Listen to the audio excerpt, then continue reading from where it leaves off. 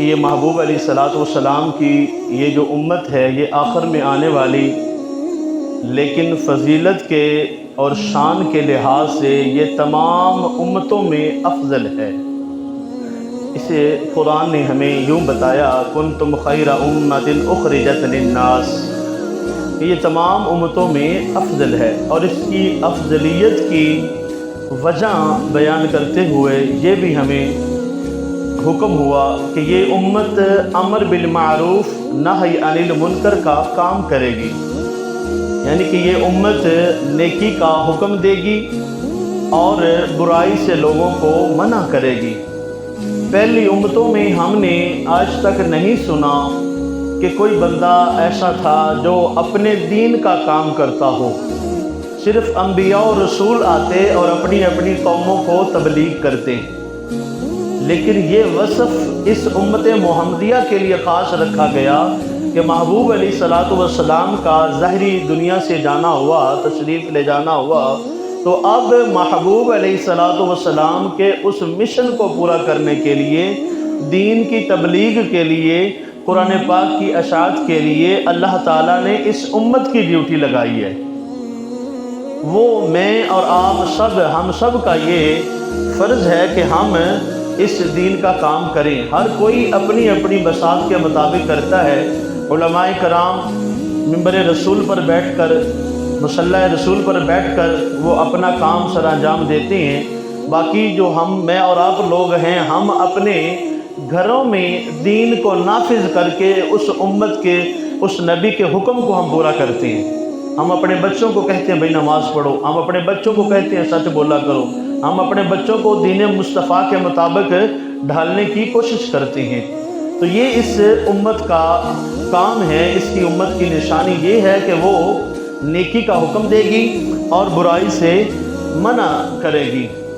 اور حضور علیہ الصلوۃ والسلام نے ارشاد فرمایا، یہ امت کی ایک نشانی یہ بھی ہے کہ قیامت کے دن یہ امت گواہی دے گی، قیامت کے دن گواہی دے گی۔ جب کافر، پہلے والے جو لوگ ہیں، کافر ہیں، ان کو کہا جائے گا بھئی تمہارے پاس اللہ کے نبی نہیں آئے، اللہ فرمائے گا میں نے تمہارے پاس اپنے رسولوں اور نبیوں کو نہیں بھیجا، وہ انکار کر دیں گے، وہ کہیں گے یا اللہ ہمارے پاس تو کوئی نہیں آیا۔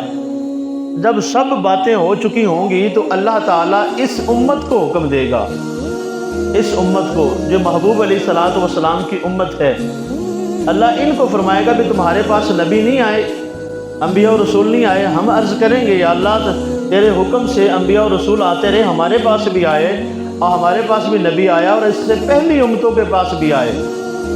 وہ لوگ اعتراض کریں گے یا اللہ ان کو کیسے پتا، یہ تو بعد میں آئے ہیں، ان کو کیسے پتا کہ ہمارے پاس نبی آئے تھے کہ رسول آئے تھے؟ پھر اللہ پوچھے گا، حالانکہ اللہ سب بہتر جانتا ہے۔ اب ان کے اعتراض کا جواب جو تھا، اللہ فرمائے گا ہاں بھی تم بتاؤ، تمہیں کیسے پتہ چلا بھی پہلے حضرت موسیٰ بھی آئے تھے، حضرت عیسیٰ بھی آئے تھے، حضرت ابراہیم بھی آئے تھے، حضرت یوسف بھی آئے تھے، تمہیں کیسے پتہ چلا کہ حضرت نوح بھی آئے تھے، سیدنا بابا آدم علیہ نبینا علیہ الصلوۃ والسلام بھی آئے تھے، الغرض یہ انبیاء اور رسول آئے، تمہیں کیسے پتہ چلا؟ تم اس بات کی گواہی کیسے دیتے ہو؟ ہم کہیں گے ہمارے نبی نے ہمیں بتایا تھا کہ اللہ نے 1,24,000 کم و بیش انبیاء اور رسول کو لوگوں کی رہنمائی کے لیے دنیا میں مبعوث فرمایا تھا۔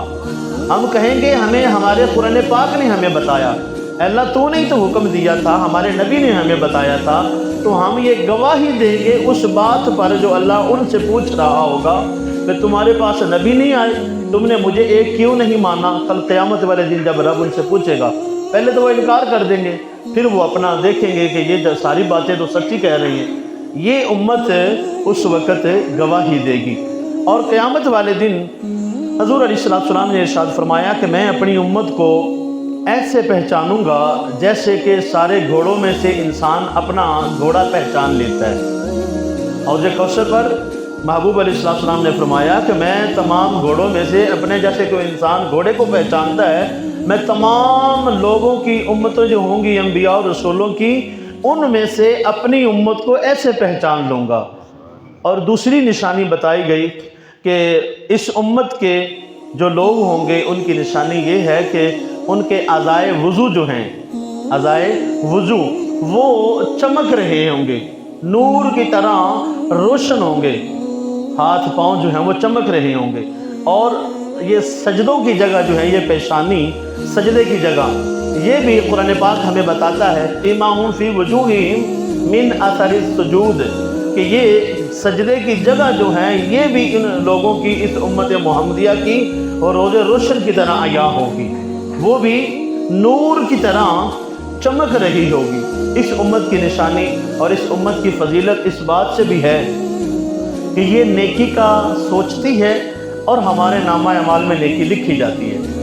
پھر جب بندہ نیکی کر لیتا ہے تو پھر وہ نیکی ایک نہیں، من عمل صالحا فلہ عشر امثالہ، اس نیکی کی مثل اللہ پاک حکم دیتا ہے، ایک نہیں بلکہ 10 نیکیاں لکھی جائیں۔ نماز فجر الحمدللہ ہم نے پڑھی ہے، تو اب یہ پڑھی ایک ہے، اللہ کے حکم سے ہمارے نامہ اعمال میں 10 لکھی گئی ہیں۔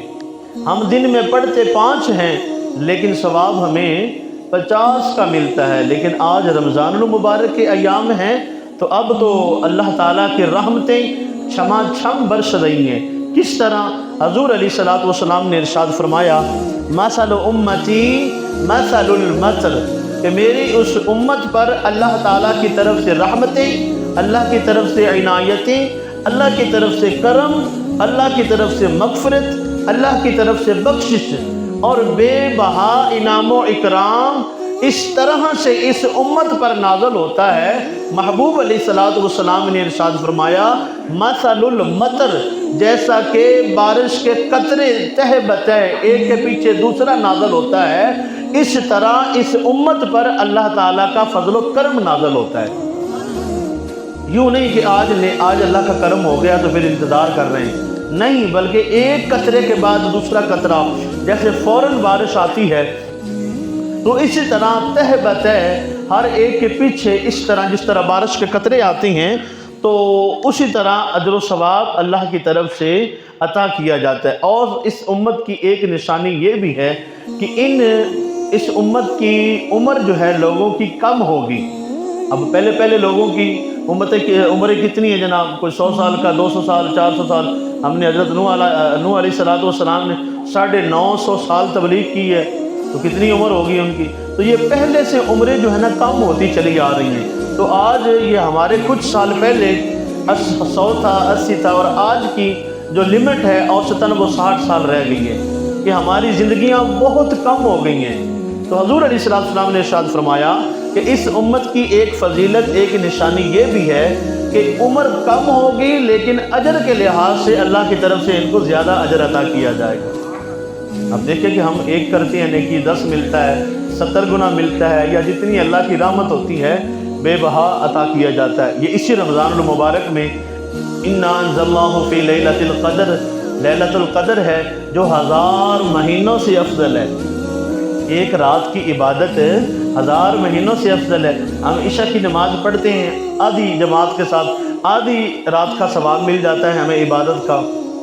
صبح اٹھ کر فجر باجماعت پڑھتے ہیں تو گویا یوں ہوتا ہے کہ بندہ ساری رات ہی اللہ کی عبادت کرتا رہا ہے۔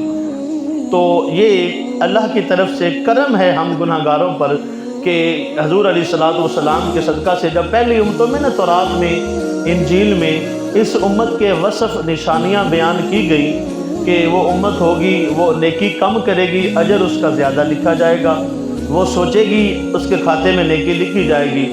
تو انبیاء نے، روایت میں آتا ہے کہ 12 نبی اور رسول ایسے ہیں، 12 جنہوں نے یہ التجا کی تھی اس امت کی فضیلت پڑھ کے نا، اس امت کی شان جان کے کہ وہ امت یہ شان والی ہے، یہ فضیلت والی ہے، یہ کرم ان پر ہوگا، نبی کے صدقے سے اللہ نظر رحمت فرمائے گا، یہ ہوگا۔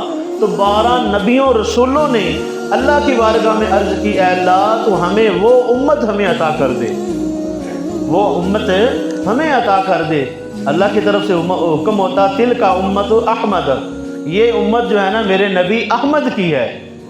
تو پھر عرض کرتے ہیں یا بار الہ، اگر وہ امت نہیں مل سکے تو ہمیں ہی اس نبی کا امتی بنا دے، ہمیں ہی اس نبی کا امتی بنا دے۔ تو دیکھیں کتنے کرم کی بات ہے، اور جس پر ہم ایک ایک لمحہ اپنی ایک ایک سانس کے مطابق اللہ کا شکر ادا کرنا چاہے تو ہم کر نہیں سکتے کہ اللہ نے ہمیں ہم گناہگاروں کو اپنے محبوب کی امت کے گھر میں پیدا کیا۔ ہم کیا کر سکتے تھے اگر خدا ہمیں وہ جو ہے نا بتوں کے پوجا کرنے والوں کے گھر میں پیدا کر دیتا؟ ہمیں کیا پتہ تھا کیا کر سکتے تھے ہم؟ اللہ معاف فرمائے، لیکن اللہ کا کرم ہے کہ اس نے اپنے سونے محبوب کے غلاموں کے گھر میں ہمیں پیدا کیا ہے۔ تو کل قیامت والے دن حضور علیہ السلام نے ارشاد فرمایا، وہ بندہ جس کے دل میں ایک چھوٹا سا ایمان کا ذرہ بھی ہوگا، اللہ تعالیٰ اسے بھی اپنے محبوب کے صدقے جہنم سے نکال کر جنت میں ضرور داخلہ فرمائے گا۔ محبوب علیہ السلام گناہ گاروں کی شفاعت فرمائیں گے۔ ہم آج گناہ ہو جاتے ہیں ہم سے، تو ان کی سزا اللہ کرے کہ ہماری بخشش ہو جائے، کسی نہ صدقے سے، کسی اپنے پیارے کے صدقے سے، کوئی بندہ بخشا ہوا ہو اس کے صدقے سے، یا کوئی ایسا بندہ شفاعت کرنے والا، جیسے ہم نے سنا پہلے انبیاء سفارش کریں گے رب کی بارگاہ میں، پھر علماء کریں گے، پھر شہید کریں گے۔ اگر ہمارا کسی کے ساتھ تعلق ہوا، ہماری بخشش ہو گئی، قرآن سے اگر ہمارا واسطہ ہے تو قرآن سفارش کر دے گا۔ اگر رمضان کی ہم نے خدمت اچھے طریقے سے کی ہے تو رمضان ہماری سفارش کر دے گا۔ اور اگر ان سب کے باوجود اگر ہم گناہ گار رہ گئے، ہماری سفارش کرنے والا کوئی بھی نہ ہوا، تو پھر ہمارے دل میں جو تھوڑا سا ذرہ ایمان کا بھی ہوگا نا، ہمیں جہنم میں جانا پڑے گا۔ جو ہم گناہ کر رہے ہیں تو ان کی سزا ہمیں وہاں پہ ہوگی، تو اس کے بعد جو ہے نا اللہ کے حکم سے، محبوب کی شفاعت سے اس گناہ گار کو بھی جہنم سے نکال کر جنت میں داخلہ دے دیا جائے گا۔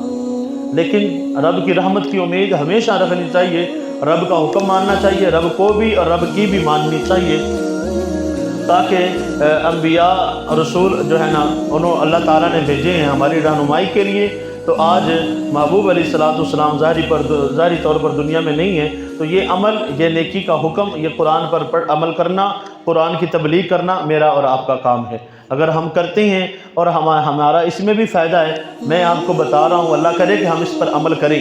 جب ہم عمل کریں گے، اپنے بچوں کو یہ باتیں بتائیں گے کہ اللہ نے ہماری اس امت کی اتنی شانیں بیان کی ہیں، ایک یہ اللہ اور اس کا رسول ہمیں چنگا کہہ رہے ہیں۔ بھائی آج کل کوئی چودھری ہمیں کہہ دے، کوئی جناب نمبردار کہہ دے، کوئی ایم این اے صاحب کہہ دے، تو ہم تو جناب وہ کہاں سے کہاں اڑے پھریں گے۔ جناب اس نے مجھے اچھا سرٹیفکیٹ دیا کہ جناب تم جیسا بندہ تو دنیا میں کوئی نہیں ہے، یہ کریکٹر سرٹیفکیٹ ملتے ہیں نا۔ تو اب دیکھیں کہ یہ شان ہمیں اللہ اور اس کا رسول دے رہا ہے، اور یقیناً ہمیں اس پر فخر ہے، اللہ کا کرم ہے، اللہ کا شکر ادا کرتے ہیں ہم کروڑا بار کہ اللہ نے ہمیں اپنے محبوب کے غلاموں کے گھر میں پیدا فرمایا ہے۔ یقیناً یہ محبوب علیہ السلام کا کرم بالا کرم ہے کہ وہ ہم گناہ گار امت کی بخشش کے لیے رب کی بارگاہ میں التجا کریں گے، سر سجدے میں رکھیں گے اور ہماری بخشش کروائیں گے۔ تو آج ہماری محبت کا مرکز اور محور حضور کی ذات ہونی چاہیے۔ محبوب سے ہم جتنا چوکھا پیار کریں گے، جتنا زیادہ محبوب سے پیار کریں گے، محبوب کے پیار کو ہم جتنی سینے میں چوکھی جگہ دیں گے نا، انشاءاللہ اتنا ہی فائدہ ہمیں زیادہ ہوگا اور محبوب کے اتنا ہی ہم قریب ہوں گے۔ اللہ عمل کی توفیق عطا فرمائے۔ ہم اس آخری اور سونے محبوب کے امتی ہیں جس کے لیے انبیاء بھی دعائیں کرتے تھے، اللہ ہمیں اس محبوب کا امتی بنا دے۔ آمین۔ وآخر دعوانا الحمدللہ رب العالمین۔